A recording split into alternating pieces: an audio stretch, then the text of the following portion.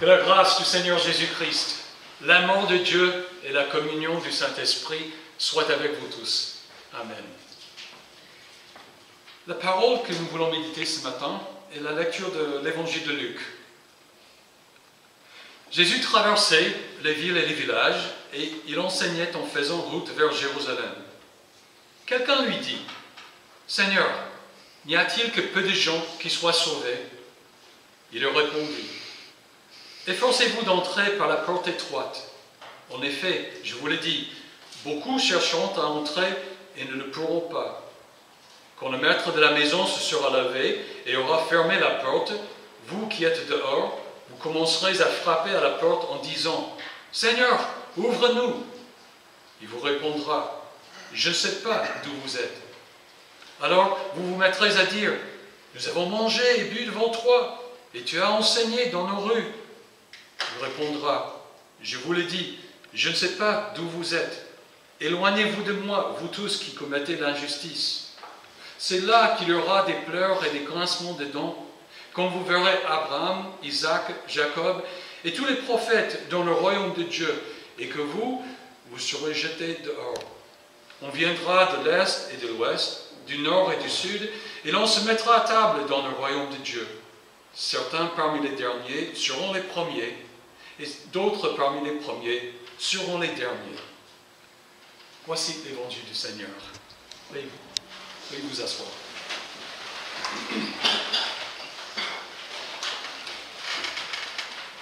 Les Jeux olympiques ont pris fin la semaine dernière. Même si vous ne les avez pas suivis, vous en avez sans doute vu quelques extraits. Certains des athlètes ont connu de belles victoires et d'autres d'énormes déceptions. Dans tous les cas, ces athlètes olympiques sont remarquables.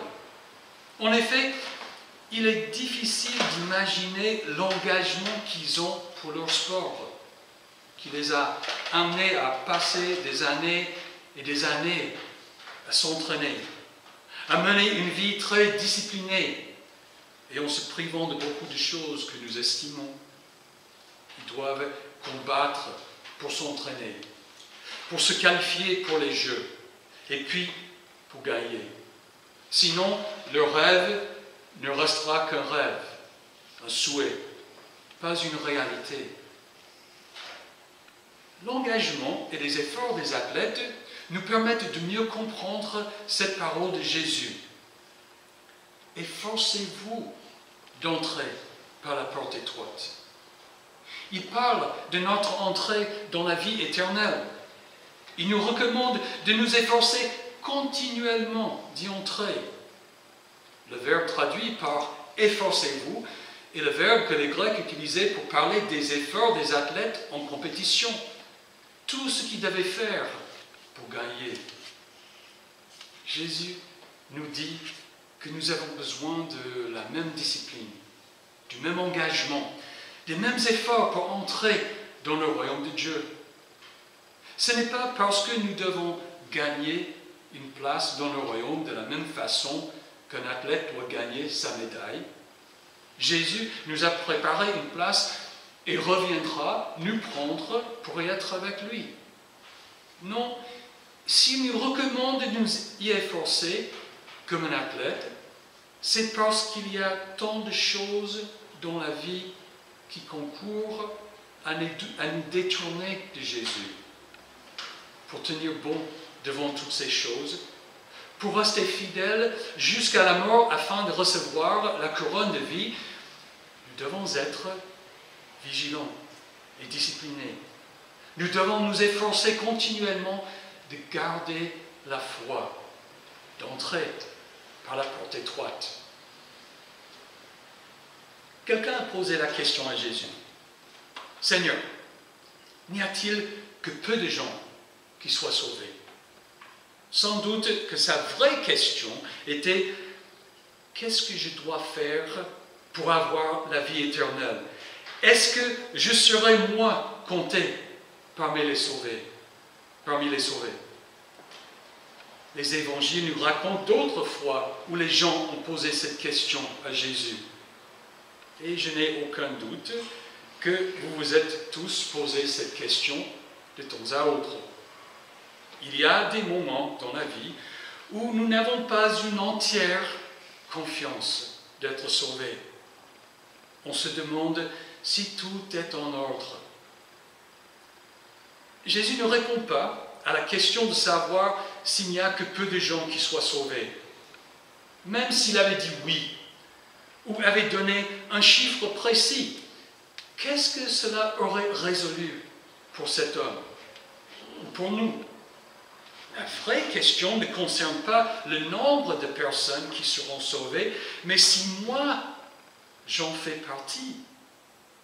Du coup, Jésus me dit à moi, à vous, efforcez-vous d'entrer par la porte étroite. En fait, le sens du verbe est efforcez-vous continuellement, comme un athlète, toute votre vie durant, d'entrer par la porte étroite du royaume de Dieu. Quelques questions nous viennent à l'esprit, n'est-ce pas?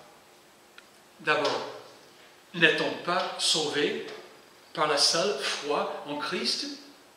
Je pensais que je n'avais rien à faire, que Dieu m'accordait par grâce l'entrée à son royaume et dans la vie éternelle. C'est vrai. Et cette recommandation de Jésus ne met en cause aucunement l'Évangile, l'annonce du pardon des péchés, de la réconciliation avec Dieu et de la promesse du ciel grâce au sacrifice du Christ. Quand vous avez été baptisés, vous avez été unis à Christ. Vos péchés ont été pardonnés et vous avez reçu le don du Saint-Esprit, conformément à la volonté et à la parole de Dieu. Dans l'Évangile de Luc, nous avons déjà entendu la bonne nouvelle à la naissance de Jésus, par exemple. N'ayez pas peur, car je vous annonce une bonne nouvelle qui sera une source de grande joie pour tout le peuple. Aujourd'hui, dans la ville de David, il vous est né un sauveur qui est le Messie, le Seigneur. Gloire à Dieu dans les lieux très hauts, paix sur la terre et bienveillance parmi les hommes. Nous avons déjà entendu que Jésus, après son baptême, revêtu de la puissance de l'Esprit, a déclaré dans la synagogue de Nazareth que c'est lui qui a accompli cette prophétie d'Ésaïe.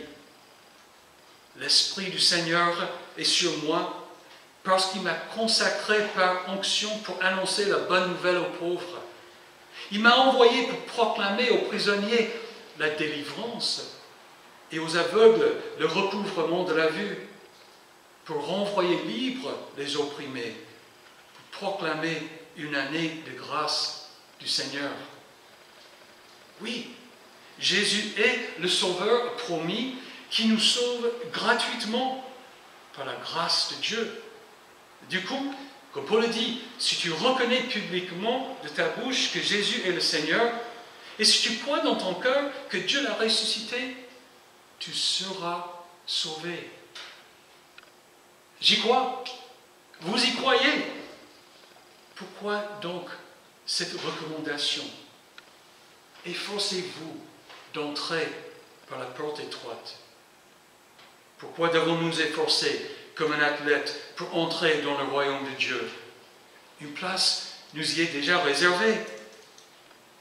C'est parce que, comme un athlète peut être disqualifié s'il ne suit pas les règles du sport, nous aussi pouvons être disqualifiés si nous ne nous laissons pas conduire par l'Esprit de Christ. En effet, la nature propre, le monde et le diable luttent, s'acharnant sans cesse contre nous, pour nous détourner de Jésus et nous priver de notre place dans le royaume. Jésus parle ici surtout de la nature propre qui se laisse tromper facilement. Efforcez-vous d'entrer par la porte étroite. En effet, je vous le dis, beaucoup chercheront à entrer et ne pourront pas. Quand le maître de la maison se sera levé et aura fermé la porte, vous qui êtes dehors, vous commencerez à frapper à la porte en disant « Seigneur, ouvre-nous » Il vous répondra « Je ne sais pas d'où vous êtes ». Alors vous vous mettrez à dire « Nous avons mangé et bu devant toi, et tu as enseigné dans nos rues. » Il répondra « Je vous l'ai dit, je ne sais pas d'où vous êtes. Éloignez-vous de moi, vous tous qui commettez l'injustice. » Avant le retour de Jésus pour juger les vivants et les morts, Dieu nous donne le temps de changer d'avis, de nous repentir et de croire en Christ. Quand il reviendra, ce temps prendra fin, pour toujours. La porte d'entrée dans le royaume sera fermée, tout comme Dieu avait fermé la porte de l'arche sur Noé et sa famille avant le déluge. C'est pourquoi Paul dit, maintenant le moment est le moment favorable. Voici maintenant le jour du salut. Maintenant, la porte est ouverte et Dieu veut que tous y entrent. Et l'entrée, elle se fait par la foi en Christ. Mais beaucoup de monde pense jouer avec Dieu et abuser de sa patience et de sa bonté. Ils ne cherchent pas à connaître Christ, à être unis à lui par la foi et conduits par son esprit. Non, ils comptent sur quelques liens superficiels et illusoires. Nous avons mangé et bu devant toi, et tu as enseigné dans nos rues. Aujourd'hui, on dirait peut-être, nous avons été baptisés et mariés dans l'Église. Nous avons fait baptiser nos enfants et enterrer nos parents dans l'Église. Nous avons souvent assisté au culte de Noël et de Pâques et avons donné quelques offrandes.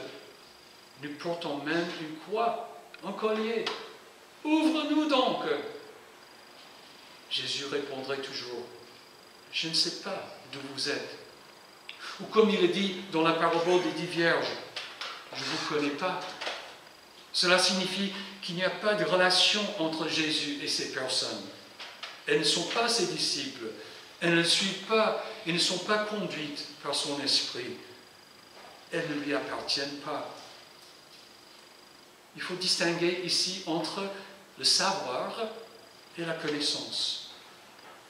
Le savoir est un ensemble de notions purement intellectuelles qui restent extérieures à l'être auquel elles se rapportent. La connaissance, elle, implique toujours une relation personnelle, faite d'intimité et de communion, qui dépasse les apparences pour saisir la réalité profonde et cachée. Connaître Dieu, connaître Christ, c'est pouvoir, avec une joyeuse assurance, dire « Mon Père, mon Sauveur, mon Seigneur et mon Dieu ». L'apôtre Paul n'exprime-t-il pas admirablement l'ambition de tout chrétien lorsqu'il s'écrit « Mon but est de le connaître, lui et la puissance de sa résurrection ». Cette connaissance, à cause même de son caractère personnel, ne peut être accordée qu'à celui qui se met dans les conditions voulues pour la recevoir. Cette connaissance exige une attitude d'obéissance, de soumission complète à la volonté de l'homme, de la volonté de l'homme à la volonté de Dieu. Nul ne peut vivre dans le péché et connaître Dieu, dit l'apôtre Jean. Elle réclame surtout un don total de soi, que seul rend possible l'amour. Celui qui aime est né de Dieu et connaît Dieu. Celui qui n'aime pas n'a pas connu Dieu, car Dieu est amour. C'est parce que nous estimons et voulons maintenir cette relation personnelle avec Jésus que nous nous efforçons de garder la foi. C'est un souci pour nous, justement parce que nous croyons, parce que nous aimons le Père céleste et son Fils. Nous ne voulons pas perdre le trésor qu'il nous offre. Ceux qui seront exclus du royaume de Dieu le seront parce qu'ils ne connaissent pas Dieu. Ils ne sont pas connus de lui. Leur relation avec Jésus n'est qu'une façade, une comédie sans effet pratique dans leur vie. Ils ne s'intéressent pas au royaume de Dieu et ne s'efforcent pas d'y entrer. Ils veulent tout simplement en profiter. Du coup, Jésus leur répond, « Je vous le dis, je ne sais pas d'où vous êtes. Éloignez-moi de vous, vous tous qui commettez l'injustice. » Ils sont exclus par leur propre faute. Ils sont peut-être des hommes et des femmes qu'on admire dans la vie civile. Par rapport à la loi civile, ils sont honnêtes et justes, défendent les valeurs civiles. Mais quant à l'amour pour Dieu et pour le prochain, quant à la sainteté sans laquelle personne ne verra le Seigneur, ils ne se font pas de soucis. Il leur suffit d'être membre d'une église. Mais ils se trompent. C'est là, dit Jésus, qu'il y aura des pleurs et des grincements de dents. Quand vous verrez Abraham, Isaac, Jacob et tous les prophètes dans le royaume de Dieu, et que vous serez jetés dehors. On viendra de l'Est et de l'Ouest, du Nord et du Sud, et l'on se mettra à table dans le royaume de Dieu. Certains parmi les derniers seront les premiers, et d'autres parmi les premiers seront les derniers. Ces personnes dans l'Église qui prétendent avoir mangé et bu devant Jésus et avoir écouté son enseignement, ils auraient dû être les premiers à passer par la porte étroite dans le royaume de Dieu. Mais ils seront exclus et d'autres prendront leur place. Ces autres, ce sont vous et moi, et tous ceux qui entendront l'évangile de Jésus-Christ et y croiront. Mais pour que cette bonne nouvelle n'entre pas par une oreille et sorte par l'autre, il nous faut nous efforcer de garder la foi, de faire comme un athlète qui s'entraîne et se discipline constamment. En effet, comme le dit l'apôtre Paul, tous les athlètes s'imposent toutes sortes de privations et ils le font pour obtenir une couronne qui va se détruire. Mais nous, c'est pour une couronne indestructible. Comment nous efforcer de demeurer dans la foi? Paul dit à Timothée, « Exerce-toi plutôt à la piété. En effet, l'exercice physique est utile à peu de choses, tandis que la piété est utile à tout, car elle a la promesse de la vie présente et de la vie à venir. » Qu'est-ce que cette piété? C'est de faire bon usage des moyens de grâce, des moyens que Dieu nous a accordés pour fortifier notre foi. C'est de nous appliquer à l'étude de la parole de Dieu et de recevoir régulièrement le sacrement de l'autel. Étant baptisés, et donc ayant reçu le don du Saint-Esprit, c'est de nous laisser conduire par l'Esprit pour qu'il produise en nous ses fruits. L'amour, la joie, la paix, la patience, la bonté, la bienveillance, la foi, la douceur, la maîtrise de soi. C'est nous appliquer à la prière, à la communion fraternelle et au témoignage à Jésus. L'apôtre Jean nous dit, « Ce que nous avons vu et entendu, nous vous l'annonçons afin que vous aussi, vous soyez en communion avec nous. Or, c'est avec le Père et avec son Fils Jésus-Christ que nous sommes en communion.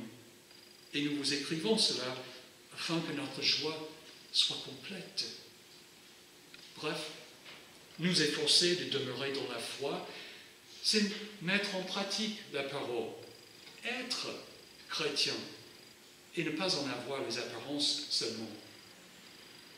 Chers frères et sœurs, Jésus nous ordonne de nous efforcer continuellement d'entrer par la porte étroite parce qu'il ne veut qu'aucune de ses brebis se perde.